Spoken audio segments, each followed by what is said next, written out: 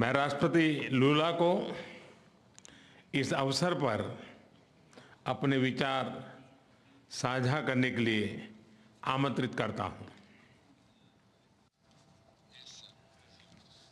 Bem, primeiro, gostaria de dizer às autoridades aqui presentes, Suas Altezas, aos presidentes, aos primeiros ministros, de que a natureza ela continua dando demonstração de que nós precisamos cuidar dela com muito mais carinho.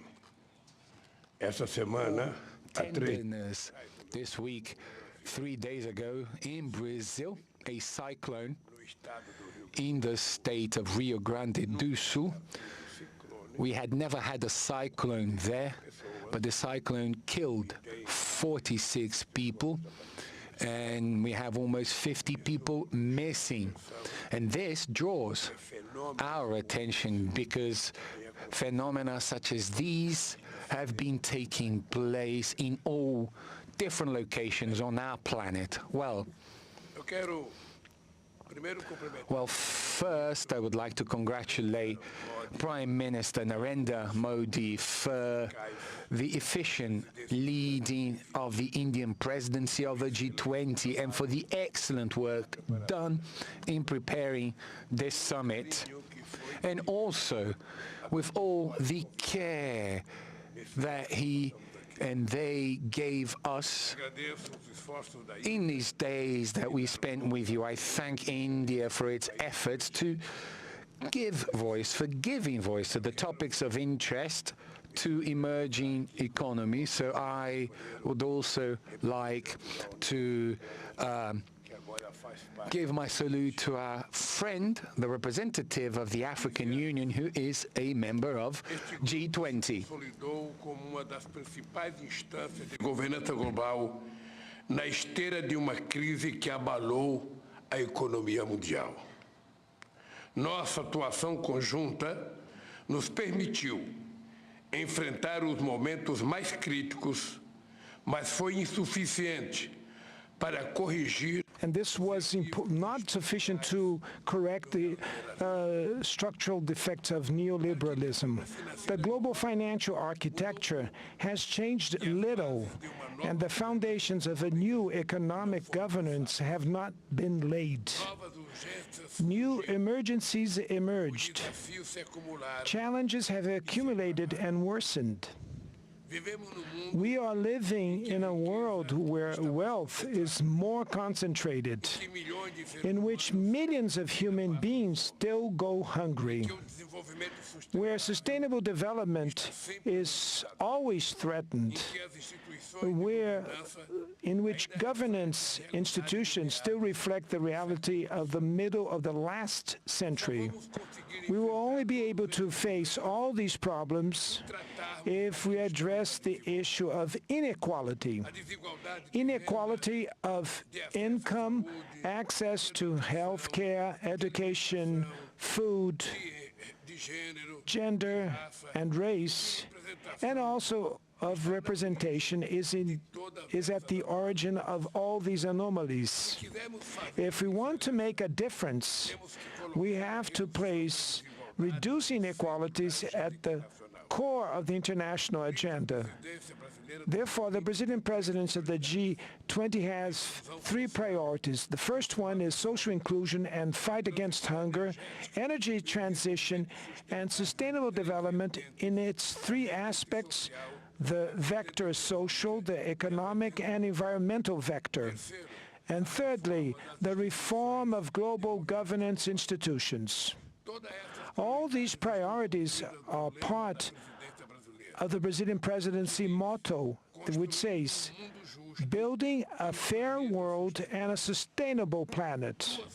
2 task forces will be created: the Global Alliance Against Hunger and Poverty and the Global Mobilization Against Climate Change.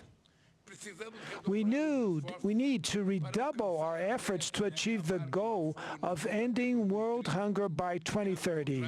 Otherwise, we will be facing the biggest multilateral failure in recent years. Acting to fight climate change requires political will and determination from the rulers, as well as resources and technology transfer. We want greater participation of the emerging countries in the decision-making process of the World Bank and the International Monetary Fund. The unbearable foreign debt of the poorest countries needs to be addressed. The WTO must be revitalized and its dispute settlement system must start working again.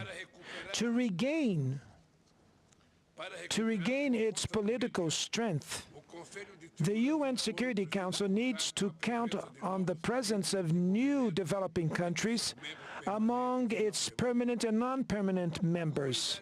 The international community looks at us with hope because we bring together economies from emerging countries and developed countries in the G20.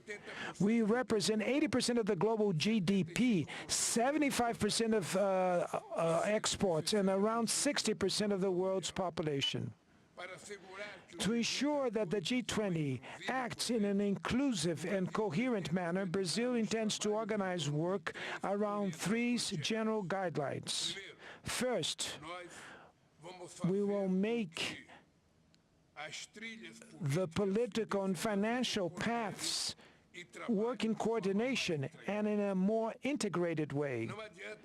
There's no point in agreeing on the best public policy if we do not allocate the necessary resources for its implementation. Second, we have to listen to civil society.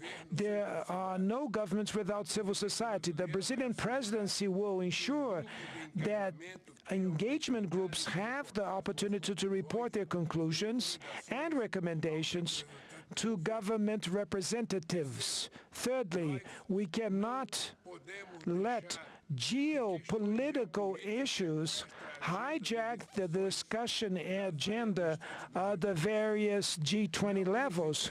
We are not interested in a divided G20. Only through joint action may we face the challenges of our days. We need peace and cooperation instead of conflict. The path that will take us from New Delhi to Rio de Janeiro will require a lot of dedication and commitment from everyone.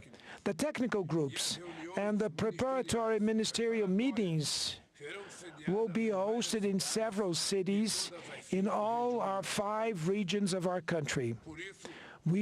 For that reason, we will welcome the members of the G20 with open arms. And we need effectively the support of all the people here, including the track record of this successful summit meeting that was hosted by our dear country that is India. I will be very much honored to welcome you all to the Rio de Janeiro summit in November of 2024.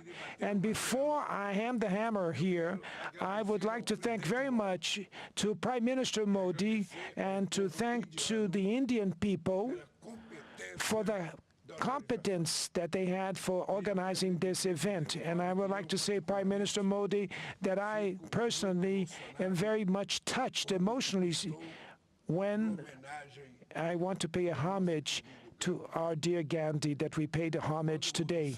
Everybody knows that in my political life, Mahatma Gandhi has great meaning because the struggle with nonviolence was a role model that I followed for many decades when I was in the labor movement.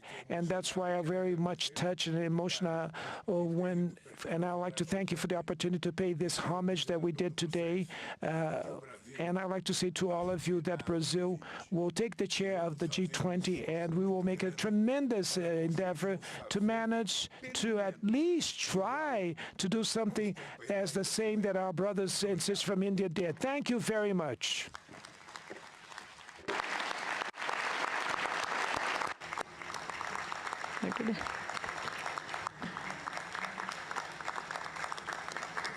Your Highnesses, Excellencies, जैसा आप सब जानते हैं, भारत के पास नवंबर तक G20 presidency की भी जिम्मेदारी है। अभी 2.5 महीने बाकी हैं। इन 2 दिनों में आप सभी ने अनेक बातें यहाँ रखी हैं, सुझाव दिए हैं, बहुत सारे प्रस्ताव रखे हैं। हमारी ये जिम्मेदारी है कि जो सुझाव आए हैं उनको भी एक बार फिर देखा जाए कि उनकी प्रगति में गति कैसे लाई जा सकती है।